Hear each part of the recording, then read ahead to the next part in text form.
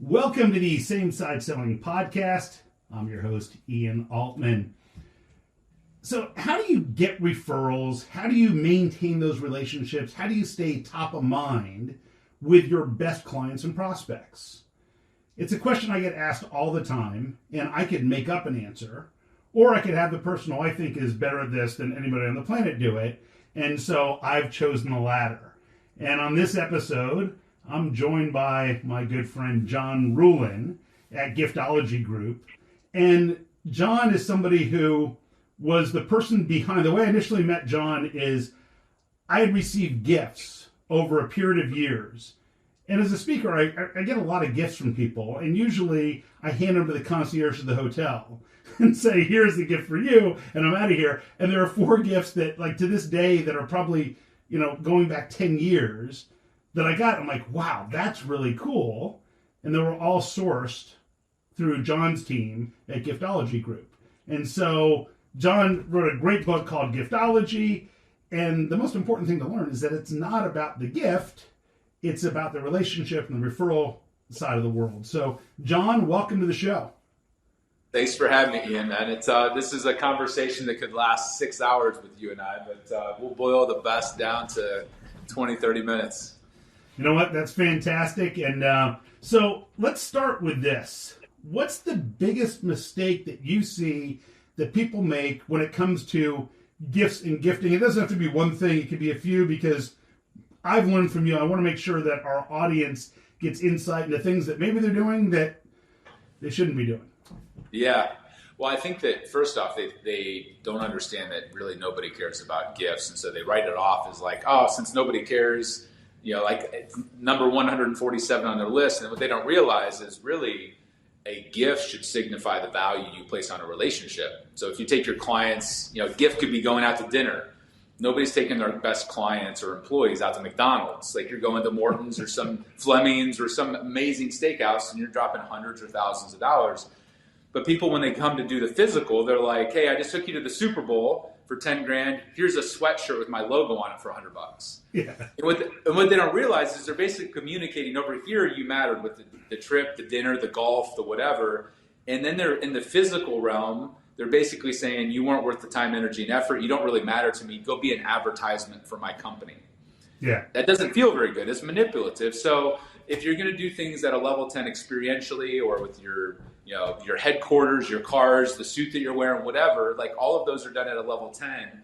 The physical thing that you do should be at that same level, because if you do it well, it could actually drive the referrals and deal flow and access and top of mind awareness that we all want in our business or with our sales or marketing teams. But people just don't think it matters, and so they write it off, and they actually spend money to insult, frustrate, or guilt their most valuable relationships, which is not a very good investment.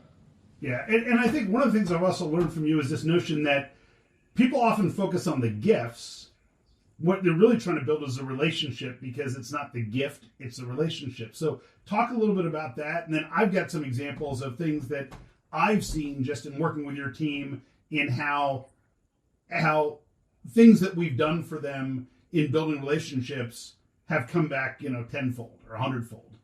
Yeah, well, I think that, a lot of the people that are making decisions in certain companies, guys are the worst at this, but really anybody that's an executive, male, female, doesn't matter. Most people focus on the what. Like, I want to give something cool. I want to give something sexy. I want to give something expensive.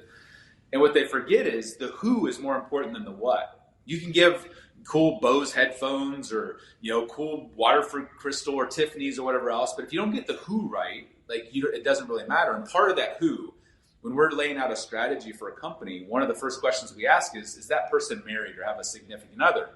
And they're like, why do I care about that for my employee or my referral partner or my client? And I'm like, well, if you're only taking care of the executive, the decision maker, and you forget that they're married, then you're buying them bourbon or wine or, boondoggles on hunting trips. You're dropping all this money, and all of your competitors are doing the exact same things, taking the ball games. And guess who gets the worst side of business? The spouse. So the reason, one of our most popular things, all tied to the kitchen, people are like, well, that's weird. We're in business selling insurance or widgets. I'm like, but your inner circle hangs out where? In the kitchen, the hub of the home with their family and their kids. And so if you can tie an I call them artifacts, because the word gift makes you think of like a case of wine or an Amazon gift card or some fruit basket from Harry and David, all lame gifts, by the way. But if you give somebody an artifact that ties into their family and their spouse is talking about it, now all of a sudden you have an internal sales champion. If you want more deal flow and access, you need people internally talking about you. And oftentimes the executive is busy. They're getting stuff all the time. But if you get their husband or their wife talking about you, now you're top of mind. Now you're making them look like the hero to their inner circle. So a lot of the things that we do, 80% of the gifts that we focus on are home-centric and kitchen-centric, which sounds really weird until you start getting more referrals and add an extra $10 million to your bottom line because of taking care of the who, not just the what. Yeah, I was just in Northern California speaking at an event last week, and I met with someone who we had sent a gift. And when I say we, I mean that, I interfaced with your team, and then you guys sent some love their way, and they said, "Oh my God, and the way it was packaged, and the way the messaging was, and this and that was amazing." So then I meet with him. He says, "Yes." I said to my wife, "Oh yeah, so after this meeting, I'm going to meet Ian Altman at this hotel," and she says, "Oh, the guy who sent us that set of knives," and it's like, we sent these knives to them, I don't know, a year and a half ago, something like that, in the middle of the pandemic. And guess what? She still remembers. So she's not like, "Well, why aren't you home?" She's like, "Well, you're with Ian. How is he?" Right? And it's like she feels like she knows me. The other thing that your team taught me was we will very often give a gift to the executive and their assistant. And I remember asking you one time, I said, "Well, so what should I give the executive? What should I give the assistant?" You're like, "I would give the exact same thing." And it's kind of funny because when I'm trying to reach the CEO of a company and we've sent stuff to them and their assistant, what kind of response do you think we get when we call the assistant who we've sent something? And guess what? Both boxes went to the same place. She opened hers and his and saw that she got the exact same thing that he did. Or the assistant says, "Oh, I got the exact same thing that my boss did," whatever it is. All of a sudden people look and go, "Wow, okay, so when I call up, they're like, 'Well, yeah, Ian, how can I help?'" And it's not like we send something and says, "Oh, look, and now you owe me a favor." It's just, "Wow, this person showed a great level of respect and appreciation for me. How can I help them?" Yeah, well, you think about chief of staff, event planners, assistants, the junior level marketing assistant, the person below the VP of sales. Oftentimes, they're doing the work of 2 or 3 people. They're oftentimes, and they do the grunt work, they control things, they have influence on things, and oftentimes they're treated like the redheaded stepchild. And so one of my early mentors, Paul, who was this rainmaking referral attorney, he would bring things for the receptionist. He would take care of, and these are people they already had the relationship with. He wasn't bribing, but he was like the guy that was like, you treat the janitor with the same level of respect as the CEO. Yeah. And when you do that, the CEO loves it because you're loving on the people.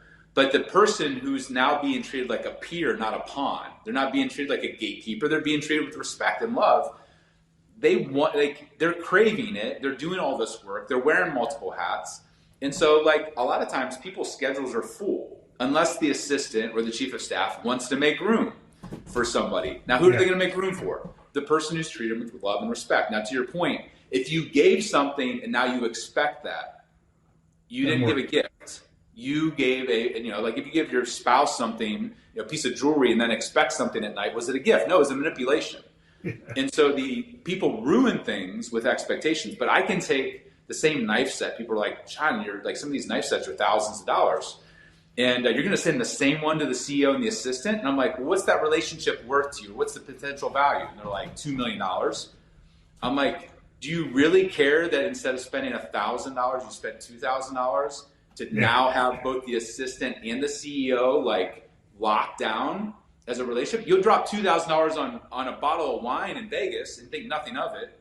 Why is $2,000 to build a relationship with somebody that you love or respect or admire and really want to further that relationship?" So people oftentimes are like, "John, we can only do one gift for this person." I'm like, there's 10 people at the company that all influence or could influence the decision, and this is $1 million relationship or a $500,000 relationship. So it's amazing how people can be so short-sighted. You'd never turn down your best client. You're going out to Vegas. "Oh, we only have 9 seats. The 2 people that you brought with us, we can't do 11. No, you're going to invite them along gladly.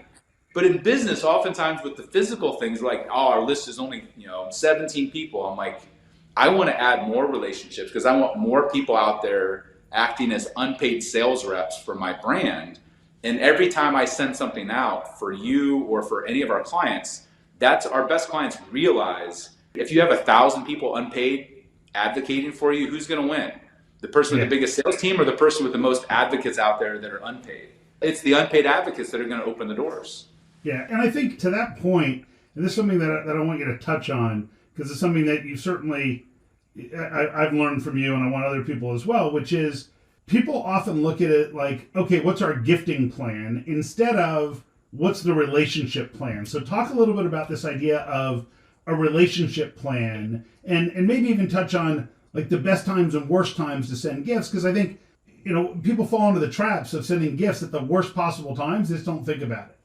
Yeah, well, I think that most people's gifting budget is like $5,000 for like peanut brittle at Christmas. And yet the relationships that they're talking about are responsible for tens of millions of dollars of revenue. And so when I ask them, hey, what's your relationship plan? I'm like, you're going to invest in these relationships in some way, shape, or form, whether it's sponsorship or biz dev or sales reps or conferences or summits. Like there's budget to invest in them. And you have a sales plan, you're working with Ian, or you have a marketing plan, you have an operations or finance plan. When you ask them, what's your relationship plan? How are you going to invest in the people that allow you to have a company? And how are you going to inspire them to open the doors and referrals, whatever else? They're like, well, we don't have that. And I'm like, well, you got to start. Like, who are the 50, 25, 5,000? Who are the relationships that if you don't have them in your corner, you don't have a business, or you're not going to hit the growth plan that you want? And identifying who those people are. And then like timing wise, to your point, like most people, if you ask them, are you in the relationship business or transactional business? I don't care if somebody's selling toilet paper. They're like, no, we're all about relationships. All about relationships. Not price. We sell value. We sell strategy. And yet, when do most people show gratitude and appreciation? At expected, obligatory transactional times. You sign a big contract, here's your Mont Blanc pen. You send a big referral, here's your $500 bottle of Opus One. It's a give, it's a tit for tat. Hey, it's our 40th anniversary. Hey, it's Christmas. It's always at expected obligatory time. So we map out what we call planned randomness.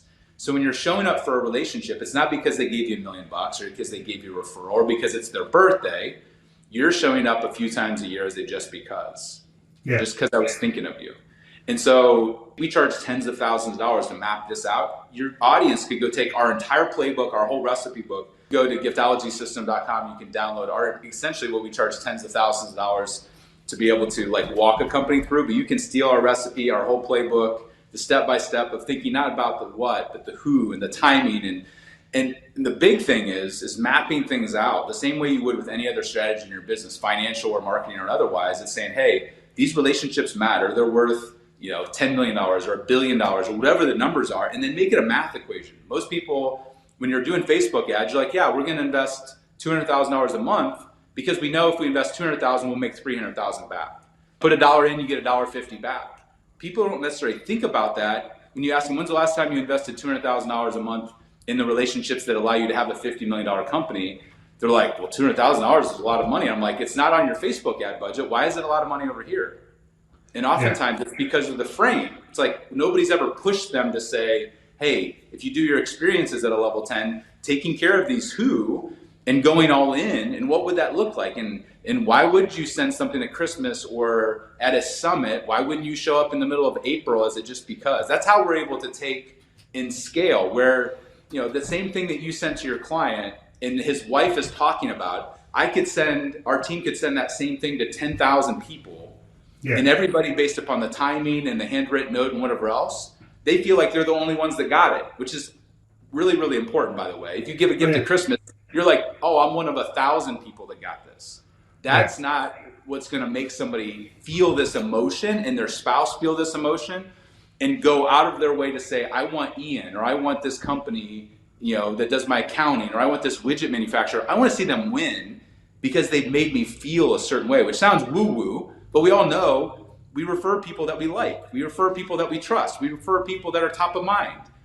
But the likability and the emotional connection to these things, it doesn't make any sense for somebody that received a $1,000 gift to talk about you 18 months later and want to and refer you $1 million in business. But we've seen that happen over and over again because people are not logical. They're emotional. They'll justify with the logic. But when you pour into the relationship, no strings attached, like they want to reciprocate. And oftentimes it's like 100x back. Yeah. Once again, it's the relationship. It's not the feeling of obligation. It's more like, this is someone who connected with me and my family. And it's just, and it's funny because people will say to me, like, and I'll say sometimes to your team, oh, and I can't figure out this person's spouse's name. And you guys are like, we'll figure it out. And then you're like, by the way, this is their spouse. And there's sometimes where we have to ask, like, I'll ask someone who's close to them, hey, if we included their spouse in the gift, do you think that would work? And every once in a while, someone goes, oh, they're actually going through a divorce right now. Thanks for the tip. Like, that's good to know. Right? Like, but it's like we take that time, but then someone will get something and it's like, and I'll say to them, hey, look, I see 2 addresses for them. Which one is this? Oh, well, this is their lake house, but they're there for the next 3 months. Great. Then I'll tell your team, we're sending it there to their lake house. And all of a sudden the guy's like, yeah, we got this at the lake house. And it was, what was cool was we got at the lake house and my wife was like, oh, this is great. I don't know if I want to keep this here or at home. And then we got home, you had the same thing at the house. And I'm like, exactly. And it's like, and they're like, oh my God, this is amazing. And it's just like, okay, now they're like, okay, you didn't just send a gift. Like, you knew we had 2 homes and we split our time between them. And you didn't want us to consider whether this should go this place or that place. So now it's in both places. That's really cool. And I think that those are the things that just are little magical things that I never thought of, but your team did. Yeah, well, I mean, at the end of the day, you're not going to buy anything for a client or an employee that's making 5, 6, 7, 8 figures that they can't go buy for themselves. So what you're really doing is saying, I care about you.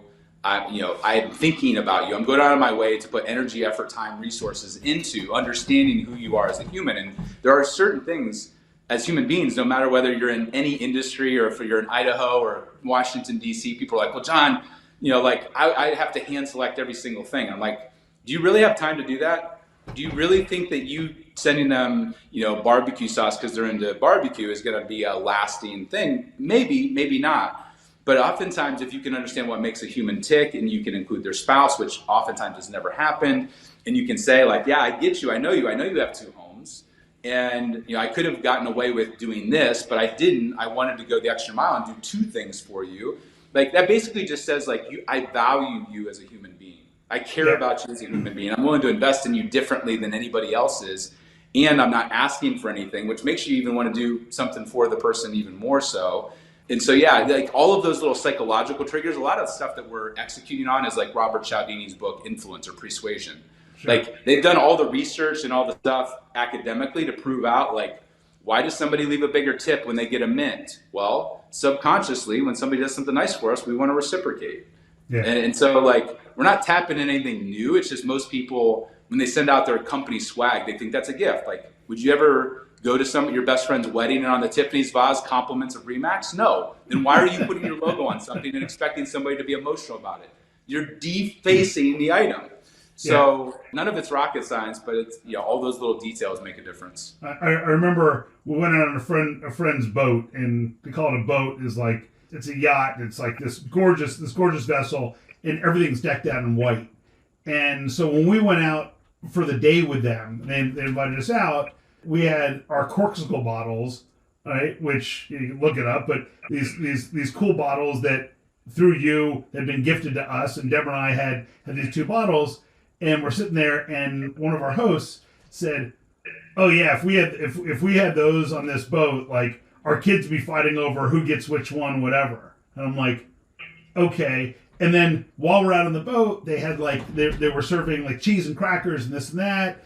And I see it's like plastic knives and whatever. It's like, and I'm just kind of taking note of this. And then afterwards, I contact your team and said, look, so I got the logo for their boat, and so let's have that etched into the bottle.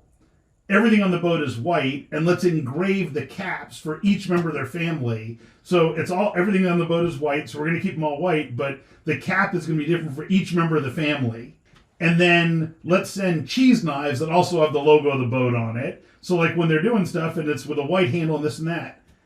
And like to this day, they're like, oh my God, like that is like, when we're out with the family, like this is the greatest thing. When people come out, they're like they're serving cheese and they're like, do you notice that like the logo is like on the knives? Like, and it's like, but the thing is, every time they're using them, they're thinking of us. And if it had my logo on it, they probably would have thrown them out a long time ago. Yeah. Well, I mean, that's all we're looking for is like the physical item becomes a tangible reminder, but then there has to be a story. And the story is the person, the personalization, the attention to detail, the fact you didn't send one bottle with your logo on it, you sent one for all of their kids. Like and people are like, well, John, well, that's a lot of moving parts. And it's like, well, yeah, you could go do it on your own or you could hire a firm to do it. And they're like, well, how much would something like that cost? And it's like, well, how much did you pay for dinner last night? They're like, I don't know, $1,000. I'm like, well, a package like that was like $500. So you save $500 to now have a story being told when you're not around, once a month. And sometimes if it's tied into the home or whatever else, it might be once a day that they're thinking about it. And now over the course of 10 years, they've had 3,600 positive, conscious, and maybe even subconscious thoughts about that relationship. And so psychologically, they're bought into you. They don't even know why. They don't even know why they're talking about you so much, but I know why, because there's a physical, tangible trigger there. So it's not even really like we talked about. It's not a gifting conversation. It's like, how do you engage people to get them to tell stories about you and open doors and refer? Like, it's not rocket science, but it is difficult to do that when you have not one relationship, but you have 100. Yeah. And that's where people start cutting corners. Like, you know what, let's just we'll do those bottles, but we're going to put our logo on it. And we're not going to worry about the colors. We're making it all about ourselves. And like, John, we did Giftology. It didn't work. I'm like, no, you didn't do Giftology. You did Giftology-ish. Exactly. It's like you baked bread and you didn't put yeast in. Guess what you don't get? You don't get bread. Yeah. And so like, yeah, it's so funny when people try to imitate it because they almost invariably, whether they realize it or not, they cut a corner. And that corner was like, now it's just stuff. We don't need more stuff. And I think, John, one of the other keys to this is that what I love is that you guys keep a database of like every recipient. And so I know that there are some people who they're clients of mine, and they're also clients of people you and I know who are we all use you. And I'll say to someone on your team, oh, let's send this set to so and so, and your team will come back and say they already have that. I'm like, did I send that to them? No. But they already have that. Like, someone else did. But what if we sent them this instead? I'm like, oh, that's a great idea. And it's just, I wouldn't have known. So I would have sent, if I was doing it on my own, I would send the same thing. And the people are like, yeah, that's nice. We already have that exact same thing. As opposed to, you're keeping track of stuff that we could never monitor on our end. And I can only imagine, like, the cross-referencing and all the stuff that you guys have to do. But it just makes it so that it has that impression that people are like, wow, this is huge. And if anything, the mistake I make is that I don't do it enough. Like, I'll do something and then I don't send the next thing and the next thing. And your team's usually pretty good about, so this is the plan. Did you want to keep executing the plan, or do you want to stop? It's like, no, you're right. I forgot to do this. Okay, great. We'll take care of it. And that's just my own fault. But I like that your team is on top of it and says, hey, here's the next step. Here's what we're doing. Just want to make sure you're still on board with doing this. And it's that whole point of a relationship plan instead of, did I send a gift at a point in time, or am I staying top of mind on an ongoing basis? And it's one of the greatest recommendations you guys had was, send a carving set to people at the beginning of November. And I can't tell you how many people then send me a picture of their Thanksgiving table with the knife, and they're like, dude, we used this, it was awesome. You're like, yeah.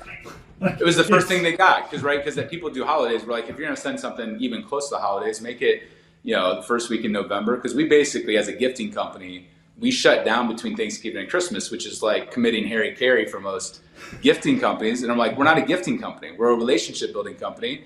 And if I allow you to do things at expected obligatory times, you don't get the return of dollars invested. If you invest $500,000, I want you to make $5 million. Yep. That doesn't happen by following the playbook of everybody else. And so like those little details of shifting the timing, shifting the note, shifting how it's engraved, including the spouse, like all of that makes it land differently than if they just got stuff sent to them. So yeah, and trackability is a big deal, right? Like if you sent somebody, a full Cutco set is 10, 12 grand. It's awesome. But if you already got one of those, you don't need to get another one. Yeah. But I might be able to direct you towards, we have these crazy things called artifact mugs. They're a couple $1,000s for a mug. And we had billionaires cry over it. You only need one. Yeah. And that's where people are like, John, I sent bows, I sent high-end stuff. I'm like, but do you know that they already have 5 pairs of golf shoes? Do you know they already have 3 pairs of Ray-Bans or Maui Gyms? Do you know that they already, like, a lot of the things, like Apple, I gave them, an iPad. A lot of people already have 3 or 4 iPads. Yeah. I spent $2,000 on this nice Shinola watch. I'm like, but did you know that they already have a Rolex? Is he going to take his Rolex for 20 grand off and put your Shinola that you paid 2 grand for? So like, oftentimes people will spend the money thinking they're doing the thing, and they don't realize that like, if somebody already has that 5 times over and it's not personalized the right way with maybe like, even people that have received Cutco, I'm like, well, did you know that that person's Mormon and that we could engrave every knife with scripture that would tie to their faith?